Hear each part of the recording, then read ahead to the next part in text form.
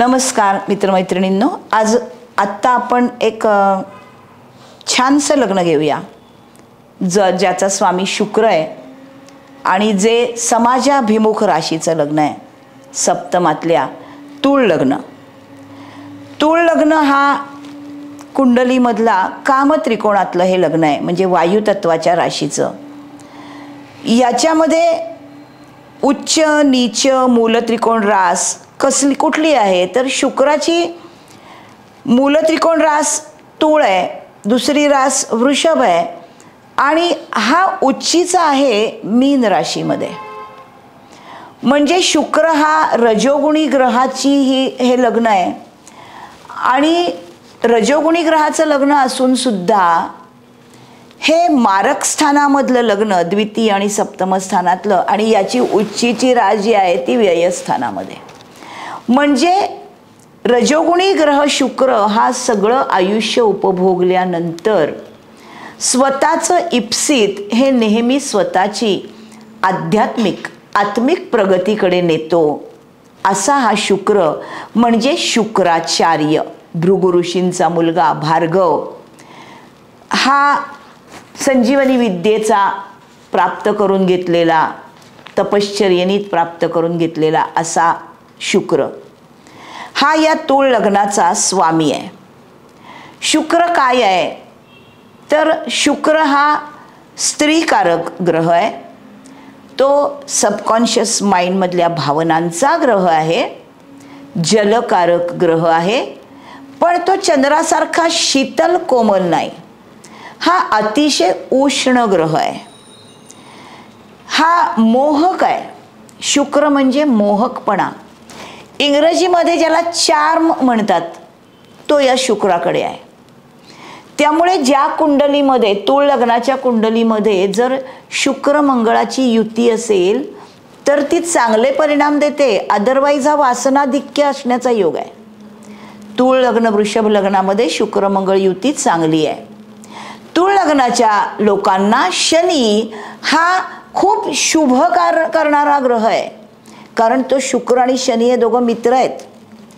शुक्र हा काय काय आहे तर शुक्र हा जलकारक ग्रह, भावनात्मकता, मोहकपणा, सामंजस्य, कायदेशीर वकील, डिप्लोमॅटिक, नात्यांचा सांभाळ करणारा, सौंदर्यदृष्टी असणारा, आणि ही हा चररास असल्यामुळे हा अतिशय फ्लेक्झिबिलिटी दाखवतो. का तर ही रास अनुदित गोलार्ध आणि उदित गोलार्ध यांना जोडणारी रास आहे. त्यामुळे फ्लेक्झिबिलिटी यांच्यामध्ये आहे. शुक्र हा नातेसंबंधांचा कारक आहे. त्याच्यामुळे तूळ लग्नाच्या लोकांना कुठेही कडवटपणा नको असतो. एखाद्याशी वादविवाद झाला, भांडण झालं तर ते पटकन तो विसरायला तयार असतात आणि वेगळ्याच विषयावर बोलतात. समोर आलेली चॅलेंजेस स्वीकारतात आणि रिलेशनशिपला जपतात. पण हे स्वतंत्र व्यक्तिमत्वाचे लोक आहेत. भावनेच्या प्रवाहामध्ये अडकणारे नाहीत. कारण तूळ लग्न हे सुरू होतं चित्रा नक्षत्राला, नंतर स्वाती हे राहूचं नक्षत्र चतुष्पाद आहे आणि विशाखा या गुरुच्या नक्षत्राचे 3 चरण शेवट येतात. ही रास वायुतत्वाचीच आहे आणि याचं वैशिष्ट्य असं, मिथुन तुळ कुंभ या 3ही वायुतत्वाच्या राशी आहेत. फक्त या वायुतत्वाच्या राशींमध्ये वायुतत्वाचीच राहूची नक्षत्र चतुष्पाद आहेत, कारण ज्ञान हे अनिर्बंध आहे. त्याला कुठलंही लिमिट नाही, लिमिटलेस आहे. वारा हा लिमिटलेस आहे. वायुतत्व याला कोणी बांधू शकत नाही. आणि कामत्रिकोण हे ज्ञानी लोकांचा त्रिकोण आहे. आपल्या महत्वाकांक्षा पूर्ण करण्यासाठी, ज्ञान घेण्यासाठी हपापलेल्या या राशी आहेत. त्याच्यामुळे इथे राहूची नक्षत्र चतुष्पाद असल्यामुळे अतिशय कष्ट करून, ज्ञान संपादन करून आयुष्य समरसतेने जगणारी ही रास आहे. मिथुन तुळ कुंभ या लग्नी असोत किंवा राशी असोत, या आयुष्यात मजा घेतात, कारण एंटरटेनमेंट हा कामत्रिकोणाचा आत्मा आहे. हरहुन्नरी व्यक्तिमत्व असतं. आपण समजा तूळ लग्नाचा लग्नेश शुक्र लग्नी ठेवला, समजा एखाद्याचा लग्नेश शुक्र लग्नी आहे, तर याचा चेहरा मोहक असतो. चेहरा दिसतो आपल्या लग्नात समोर, मोहक पण आहे चेहऱ्यावर, अट्रॅक्टिव्ह आहे, भिन्नलिंगी आकर्षण आहे. द्वितीय स्थानात असेल तर पैशासाठी उत्तम आहे. तृतीयात असेल शेजार पाजारी इतर नात्यांसाठी उत्तम आहे. चतुर्थात असेल वाहन सुख देतो. पंचमात असेल प्रणय सुख देतो. षष्ठात असेल औषधामधून सेवा करतो. सप्तमात असेल जोडीदाराचं निरतिशय प्रेम आहे. अष्टमात असेल सासूरवाडीहून पैसा मिळवतो. भाग्यात असेल तीर्थक्षेत्री उत्तम वाहनातून प्रवास करतो. दशमात असेल तर हा रजोगुणी ग्रह व्यापार करतो, सुवासाचा, फुलांचा, कपड्यांचा, कॉस्मॅटिक्सचा. एकादशात असेल भिन्नलिंगी व्यक्तिमत्वामध्ये नेटवर्क सर्कल, मित्रमैत्रिणी खूप असतात. व्ययामध्ये असेल तर अतिशय समर्पित भावनेने स्त्री पुरुषांच्या नात्यामधलं शय्या सुख देण्याच्या या स्थानामध्ये मीन राशीमध्ये हा उच्चीचा सर्वोत्तम परिणाम देतो. त्यामुळे तूळ लग्नाच्या व्यक्तीचा शुक्र कुठल्याही स्थानामध्ये आला तरी तो हिणकस होत नाही. आता हा शुक्र हरहुन्नरी व्यक्तिमत्व आहे, हा सगळ्या ऐहिक सुखाचा कारक आहे, नाटक सिनेमाचा कारक आहे, हा उत्तम वकील आहे. सप्तम स्थान जे आहे निसर्ग कुंडलीचं ते तुळेच्या शुक्राचं आहे, त्याच्यामुळे हा उत्तम वकील आहे.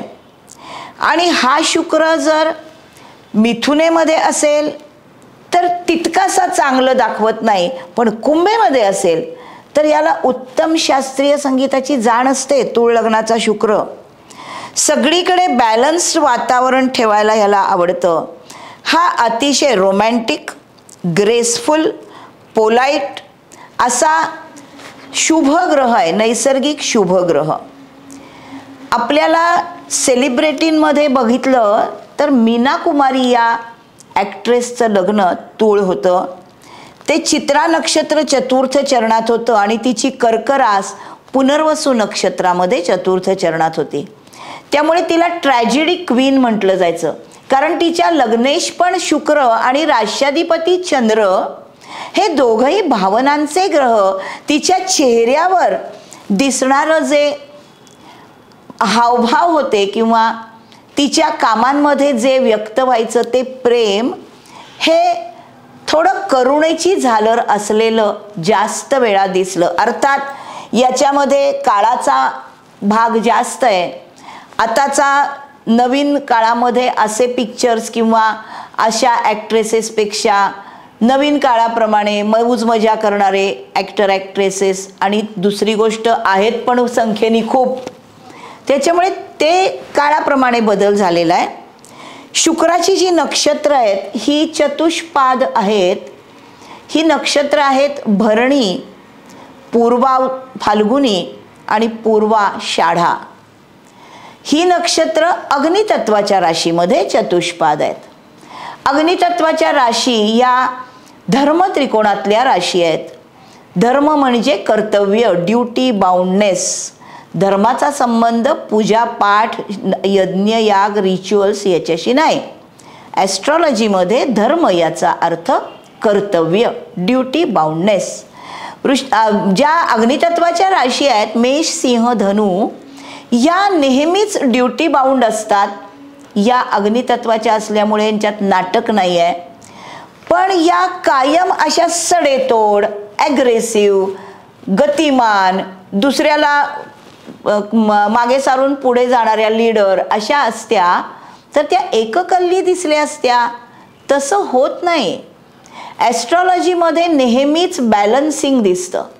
त्यामुळे या 3 लग्नांमध्ये, राशींमध्ये, लग्न राशींमध्ये शुक्राची नक्षत्र चतुष्पाद होतात, जी नातेसंबंध, भावनात्मकता, लैंगिक गोष्टींमधलं समाधान, रसिकपणा, खाणं पिणं, हॉटेलिंग, चांगले कपडे, लक्झरीज, रिलेशनशिप्स, कम्फर्ट्स, चांगले वाहन सुख, हे सगळं दाखवणारी ही नक्षत्र इथे चतुष्पाद आहेत. त्यामुळे कुठलंही लग्न आपल्याला अतिशय एका बाजूला गेलेलं असं दिसत नाही. तूळ लग्नाची माणसं आवडतात लोकांना, कारण ती नातेना जपतात. तुमच्याकडे जी कुठलं तूळ लग्नाची व्यक्ती आहे ती तुमची मैत्रीण आहे ना. चला पुढच्या वेळेला बघूया पुढचं लग्न.